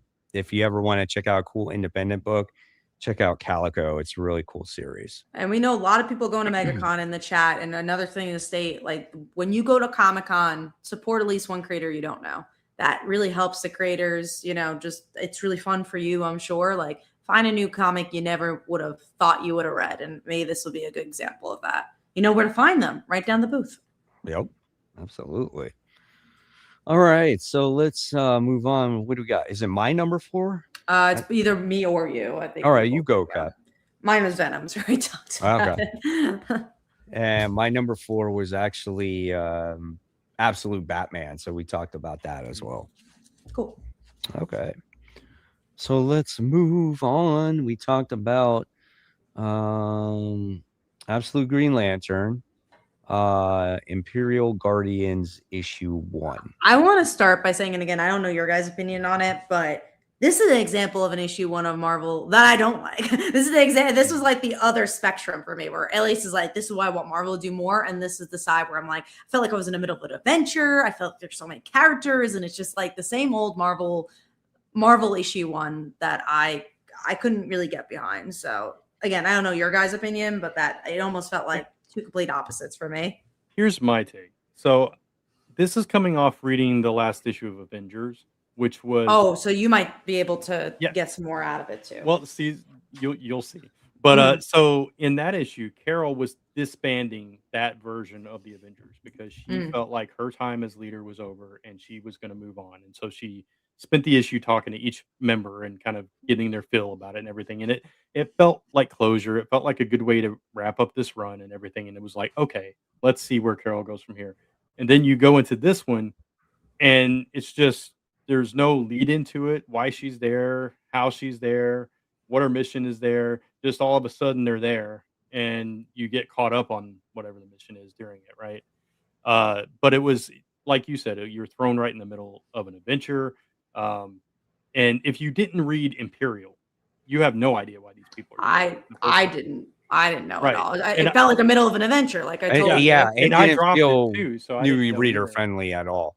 Yeah, like I didn't remember what Darkhawk did in Imperial or anything because I didn't finish it and all that stuff. The only thing I finished was She-Hulk, right? So yeah, I was a little bit lost too. The only thing I can take away from it was I really like Darkhawk, and the team seems kind of interesting in that they don't really get along. So I think Sure. that's at least interesting.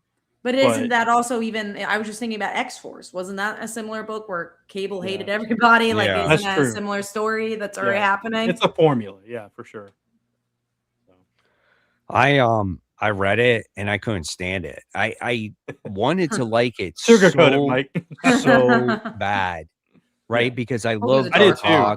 I Yeah. Yeah, love Cosmic Ghost Rider, like, and it's just like, but it was one of those things where it was like Kat said, it felt like you were in the middle of an issue.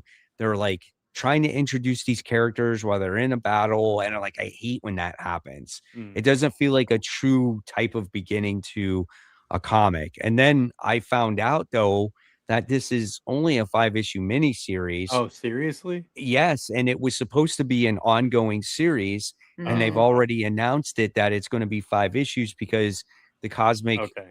universe is not expanding like they were going to, or the writer dropped off of it, or whatever it was. So now they've already condensed it into 5 issues and it's That's ending. So, crazy. why invest your time into it Yeah, that's an when easy you're drop. just going to do Yeah, that? yeah. Even if you loved it, why invest time into it Right. then? Because Yeah, it and also does feel like the start of something, right? Like it does not feel like it's a 5-issue miniseries. yeah, and one other thing I disliked about it was all the crap they gave Darkhawk in this book. Like, they made him sound like just the worst character ever. I love Darkhawk. Like, I was when I discovered Darkhawk, I, like, snatched up those issues like they were disappearing. I just yeah, so that made me sad, but And even speaking on art too, I thought the coloring was so bright that I couldn't see where characters. I was just looking at it because I was like, I can't remember a panel. And it's There's just too because much there's action. so much going on, and it just like again, that's what I'm showing you. Like Imperial Guardians, whatever it's called, is what I don't love. What Marvel issue ones are. Most of the Marvel issue ones are like that, and Alias is what I want every other Marvel issue one to be. And I think with team books, it's harder because you have all these players on the field. yeah. When you have a book like Jessica Jones, you only have to feature a couple characters, Then But it team books, I think, are harder to get into for new issues. But if you do something like Runaways, where it's characters that know each other and have a relationship with each other, it's a little easier. I think a lot of times Marvel's like, let's throw 5 different people that don't know each other very well and make a team. Let's see Yeah. how it works. Yeah, But if you yeah, have people no, that have history, it's easier. I agree with that. I agree. I don't know why they have this thing all of a sudden where everybody's got to be different in every single book, and it's just like, let's put the most obscure characters together and, Right. and like let's Yep. have that be a team. And it's just like, I don't know. It doesn't always work, I think because they did it for like Champions and that worked for them, or like it can work again. I'm like, Champions, you just got lucky, And you did have character work to make them feel like they are a team, at least There's that a original way to do Champions. that, Joe. Like, it's like, okay, so introduce those characters first. Like, Yeah. spend an issue on that one character, spend another issue on another character Well or 2 characters, Only have and then 5 have them issues. interact with each other. Yeah. Or at the very least, just at least show how they came together or something. Yeah. Sure. But But even Marvel that only tends wants to to get do boring too. but Marvel only wants to do 5 issues of a series, so they don't have time to do that. Mm. Yeah, it's like, why invest in it? Like, why did you spend money on it if you don't even like have faith in it? It's just so Right. strange. Yeah. And again, it goes back to they just want to pump out as many books as possible so that they get as many issue ones. But I can imagine that being a great model for them right now. But Yeah. who knows? Exactly. All right, let's move on. Let's talk about our number 3. And Kat, I'll start with you. Mine was Absolute Batman, so we already talked about it. It's funny. What about you, Brian? Mine was, excuse me, mine was Venom. So we already talked about it. You all got the same books. I don't even know what mine is. Oh, mine was Dork. There you go. I'll say my number was 2 good. might be different, so that will be good at least. All right, let's talk about Tigress Island issue 1. I'm so curious because I was so disappointed. By okay, this. I ended up passing on it because I was like, I don't know. This didn't book like the was art. so weird. The characters looked so rubber Yeah. band like. They were like rubbery, where you could make them very attractive like characters. You know what I'm saying? They got no pupils in their eyes. They're not very detailed. The concept would remind you of like some kind of movie or something like that, where it's like these women or actresses in one Yeah. shape, form, or another, you know, and then one does like adult film stars, you know, type of thing. Sure. And they all get invited to this event, to this dinner. It just seems like their future is bright in front of them. And then all of a sudden they wind up getting drugged. They wind up in a shipping container and they wind up on this island and they're kidnapped by what you would think is this like guy that owns a bunch of women. You know what I'm saying? And it's just like, in very many ways, I just felt like this book was very, I think, demeaning to women. And it's just like certain ways that they were drawn, like it like, I don't know, man. It was just like you're forced to like see crotch shots at times. And it's just like, I don't know. It's just like I can see a woman reading this and making them feel uncomfortable. So I don't know. Maybe that's just me, but I might give issue 2 a try just to see like what their purpose is behind this book. But I wouldn't recommend it for really anybody else. No, and I honestly, even past that, I just thought there was too many characters. It was really hard to like one of Grasp. them because yeah, Yeah. it just I wasn't. agree with It wasn't you. for me. And I agree. I also thought it was going to be like a really strong character piece, and we just didn't get. I don't. And like also you said, I don't really know who the audience is for this because if you are gonna Right. make it a cheesecake book, then the artwork isn't really Yeah, that's cheesecake. odd choice. Yeah. Yeah. That's what I mean. Like, and it just felt like it was trying to be like pervy like, and it Mm. was weird the way they did it, you know, and they got this dominatrix character that's like guiding the women into this place. And it's like, so that's what I want to see. Like, I want to know What the message is. who might be the standout character and like the direction this goes. Cause I think this is only like 3 or 4 issues. I think it's a very small series. So I don't know, but we'll see. I'm glad I passed. Definitely weird. Yeah, you're good, Brent. You didn't have to pick Yeah. that one up. Doesn't sound like my kind of book at all. Anyway, All right. So what is our number 2? Brant, what's yours? my number 2 is Transformers, issue number 30. So What about you, Kat? Mine is Harley Quinn and Ivy Life of Crime. See, finally a new book. I love this book. I think they do a really good job with their relationship, and this issue in particular really dive deep into that they both came from traumatic places and why it's taking them a little time to kind of figure out their relationship. And it was just really good character piece with like really good artwork. If you like Harley and Ivy, I genuinely think you should really pick up this series. It's really, really underrated. I forgot all about that book. I will say now I think you have 1 issue left, so you might want to check out a trade. But I think I read the first issue and then I just forgot about it. that's funny. It's good. It's like it's been consistent. I think you're number 2. My number 2, right? Mhm. Yep. Mine was Alias. So that was mine. And Alias is your guy's number 1. I know. Oh that, yeah. so, and mine is Transformers. So Yeah, so we won't even have to talk. Yeah. Yeah, we got Yeah. Transformers and Alias. There you go. So Did we just talk Supergirl. about Black Cat?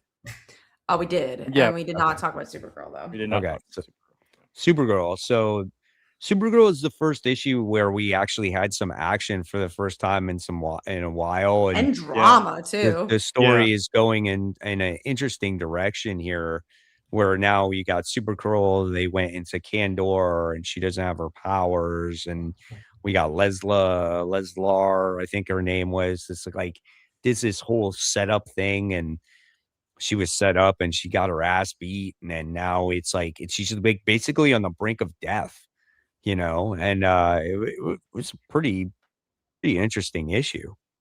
Yeah. Yeah, I like the conflict because yeah, you got the character that's been the Supergirl's protege, and then her going against Supergirl, and like, yeah, you don't know where Yeah. Supergirl's gonna end up. She puts up a really good fight. I think this is another really underrated series, and like finally, this also kind of shows you another direction of where this book can go. That's what I'm like Yeah. when you're seeing a Supergirl elsewhere. I'm like, I already have this Supergirl. I'm Yeah. good, and the artwork is always super consistent. I think it's a good book. Yeah, then you have that character in the shadows at the end leading Mm. you into the next issue. I thought that was really good. Yeah, I really like this issue. This is my number 6 actually, so just shy of my top 5. But yeah, this was what I was hoping to get out of this issue because it was like Mm. after last issue, which was not what I was exactly Yeah, looking for. yeah. Yeah, so going into this one, I was like, okay, hopefully this one picks it back up for me, and it definitely did that, and got me, pulled into that storyline. So I'm really excited to see the next one too. This was my number 7. Believe it or not, my number 6 was Hulk Smash Everything because he like ripped the world That apart. was I'm like, mine that's too. crazy. I was really on the fence. I was so on the fence about putting that in my top 5 because that book is it's just a fun book to read, and Right. it's It knows what Hulk it at is. it's Hulk at its core, and it's just like that's what happens when Hulk gets angry, and when you go so over the top, yeah, that's what he's gonna do. He's gonna put a big crack in the entire earth, like, oh my god, I was dying reading that book. It's so funny, man. I think it's so interesting that it keeps upping its game too, because like last issue, he's like going in a black hole. He's like, I'm Yeah. gonna defeat the black hole. And now he's like, I'm gonna smash all of Earth. And again, it's like you take it as it's not a serious book, right? If this No. was serious, Hulk would be like, that's stupid. But it's a stupid blockbuster and it's fun and they do it really well. And that it shows that these books are allowed to exist. They just need to know what they are. And I think Hulk Smash Everything knows exactly what it is and Yeah. succeeds because of that. So I think Yeah. it was fun. And I like how he calls Galactus like Big Hat. Right. He's like, Hulk smash Big Hat. And then like what's it, the leader's like, you defeated Galactus? And it was just, and you gotta love too how the heroes thought they would be so smart to like transport him to Antarctica and keep transporting him, not realizing him, that make him more angry and angry and angry. And like, how strong do you have to be to crack the Earth's core Right. in order to I mean, make it like Hulk's blow up? strongest one there is, Mike. Oh, it's so great. But he's like bigger than Galactus now. Yeah. I think he Oh, like took over Galactus or something, if I remember. Like he's Yeah. like there's something crazy going on there. Yeah. But It was that was because my when he was stuck in the black hole, right? Mhm. Yes, So yes, he yes. like mutated. That was my surprising number 6. But number 7 was Supergirl. I like that series too. There was a lot of good books. Like I read 17 Yeah. books. That's why it was a weird week where I know a lot of people didn't get like their big books that like are coming out tomorrow for a lot of people, or the new issue ones for DC. But I thought there were some really solid books this week. So Yeah. I don't undermine what happened this week because there was a lot of good stuff here. Right. No, I agree. Like All I right. tried all the DC, the new story arcs. I tried like Action Comics and Yeah. stuff like that. Yeah. Yeah. Go ahead, All Mike. right, cool. So we did do our number ones already. Mhm. So Yeah. there was that. So Brant, we'll pass it on to you now. Yeah. So time for the most anticipated, our top 3 anticipated books for tomorrow, and a lot of crossover between our picks this week. So let's dive in. We'll start with a lesser known book from Cat. Your number 3 is Dead Teenagers. I believe this is Oni Press, right? It's Oni and it's getting Yeah. some spec heat here because it's a very limited run. And the concept is kind of interesting, which I love slashers. So it's about this group of Yeah. teens that are like keep reliving this like 1990s slasher. And Right. very into that. Like Happy Death Day meets Scream. So That's on my I pull list too. so Yeah, mine too. excited for Yeah. that. They even a Yeah. bit past the spec because I didn't even know about the spec. I was just like, this sounds Yeah, interesting. I didn't no. either. Yeah, It's a but horror Groundhog Day. Yeah. Yeah. And again, you have Happy Death Day that's a little similar, but the Happy Death Day was present. It was college. So to see like your classic horror within Groundhog Day, I think is cool. So I am really looking forward to that. And I want to mention it in the top 3 because I don't know if everyone knows about it. So hopefully you Yeah, guys can grab it. yeah, for sure. I mentioned it in my Friday First is Mm. Best Friday as well. So yeah, Hopefully we definitely all one like to. it. And it's Yeah, not I hope Tiger so. Silent. Yeah. So we'll jump to you, Mike, with Exquisite Corpses, issue number 11. I don't remember what happened at the end of the last issue, so I So don't know where remember we're we at. had the game master wind up getting killed, Oh yeah. or That's it right. was the groundskeeper who got Right. killed, and the game master has to take his Do place. both jobs. Yeah. Right. So Right. that's the thing now, and now we're getting some twists within there, as well. Only So 3 and more issues left, right? yeah, Yeah.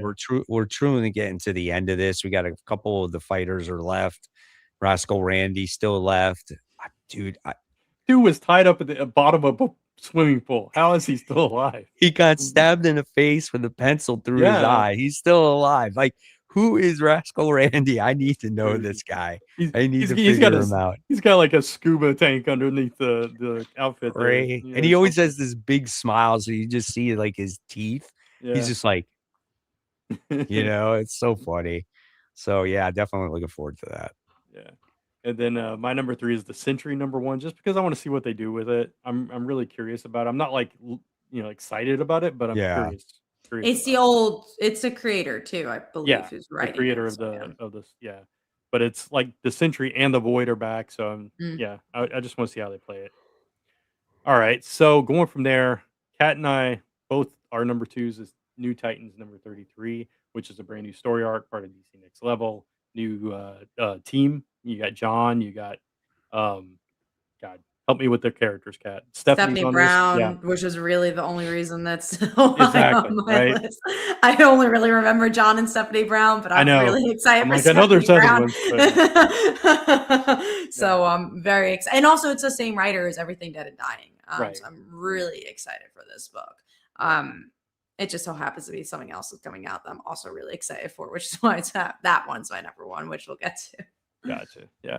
And then your number 2, Mike Geiger issue. What issue is this? 22? Oh, I think it's I put 23? 2. I don't know what it is. I Yeah, don't you know. put 2. I'm like, I don't know if it's 12 or 22 or I something think it's like got to be that. 22. Yeah, I Yeah, I feel would like think it's so. been around longer than 12 issues.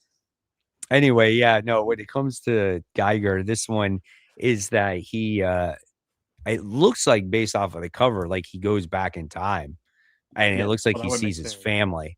Yeah. So that could be interesting, but he'll be with the Northerner once again. They're traveling the time tank, I guess if you want to call it, trying to figure out who that person is in that other seat that they're going to, use. But And when are they it gonna get always delivers. Simon? When are they going to add What's that? Simon? When are they going to add Simon into it? Oh, I don't know. Yeah. That's what 'Cause I'm he was so one curious. of them too, right? Like It's it was 4 seats, right? Yeah, but I found out, someone told me that we don't know the 4th person. Yeah, but Simon's the 3rd, right? Correct. Yeah. Okay, So but we it's don't know the 4th. Geiger, Okay. Nori. Yeah, maybe Simon is maybe. Yeah, I think so. I don't know. Anyway, it's cool no matter what. Yeah, we don't know. exactly. I'm looking forward to the adventure. Yeah. You don't know what issue it is. You don't know what's going on, but you're really excited about Well, it. we got some time travel and shit. So that's what time travel It always always does. messes things up. Yeah. All right, so let's go to your number 1, Kat, which is Batwoman. Mine is Batwoman. I really loved Greg Rucka's run. Brand's on a different side of that, but was it because of the writing of the art? Because it is a different artist. It was part. Okay, so the art was good, but it was the layouts and the writing, and it just, for some reason, I could not get into her character in her solo book. When she was in other books, it was fine. When she was in her solo book, I just could not connect with her for whatever reason. I don't know why. I loved her story in the original Detective Comics run because it was like obviously a really different character. I think they really dive deep into her origin story, and also it was a different time period, right? Like back then, there was still don't ask, don't tell, and that was like a big part of her story, and that doesn't, obviously That's true. we've grown past it a little bit more, thankfully. So, yeah, I want to see what her story is now because of that, and I want to see Greg Rucka's point of view of that. Obviously, he also just wrote Cheshire and what is it called? Cheshire, and who was the other one? Tiger. Cheetah, not Tiger. Cheetah. Tiger is a different company. Yeah, Cheetah and Cheshire. So I love that book. I really like Black Magic. So I'm just excited to see what this is gonna be. So I'm gonna try it. I am gonna try the first. I'm trying it too. Yeah. I'm trying all of them. Every single issue one that's a new issue one, like Lobo, someone I would never try, but Scotty Young's on it. Also, something that was really close, but I wanted to give Dead the Teenager the slot is freaking Deathstroke. Tony Fleek's on Deathstroke. I'm so excited for that. Oh, I'm so excited. The artwork in Lobo, like I've seen the preview pages for it. Yeah. Dude, it looks good. I'm excited. Like, it looks good. Yeah. All of them. I'm literally excited. It's Corona, right? Yeah, Horror Corona's on it. Yeah. All right. So with that, Mike and I have the same number one, which is G.I. Joe number 20. We alluded to it earlier. First meeting of Optimus Prime and Duke in the Energon universe. Really excited about that. The two leaders of the groups and two iconic meetings. Duke is G.I. Joe, if you guys didn't know. He is, yeah. Even though his name is Duke. Yeah. But he is the quintessential G.I. Joe. Right. Yeah. Absolutely. So this will be interesting. So this was my number one even before I knew what happened, what was going on. Right. But if this is in continuity and Prime meets Duke for the first time, and he says, what if Optimus says, I'm not the leader of the Autobots anymore? Then how is Duke going to take it? Is he going to be like, you lied to me again? Yeah. Or this takes place right before Transformers and they came out wrong. Who knows? But, I think this book was a little delayed sometimes, G.I. Joe, so it really could try to been before. I know that maybe last month it was delayed, so maybe it could be different scheduling. Yeah, I think it was delayed a week last month, so that's possible. It could still be Optimus Prime at this point, which would make more sense to me for them meeting in that way, but we'll see. Either way, I'm excited for what it means because Duke still has this bias against the Transformers. Yeah. So, we'll see if Optimus with his, his optimism, and win Duke over or not. So. We'll see. But that's it. That's all the books we got. A lot of crossover this week. So. Yep. All right. So next week, be ready because it's going to be a hefty show. We got a lot of great books to talk about. And Spider-Man trailer, supposedly. Yeah, and that Spider-Man trailer. So we'll definitely talk about that next week, guys. But thank you. And are they married? I don't know. Right? Yeah. We'll talk about that too. So thank you so much for watching. Happy New Comic Book Day. Hopefully you find all those comic books, and we will see you guys all next week. Make sure you subscribe to all our channels, and we'll see you soon. Good night, everybody. Take care.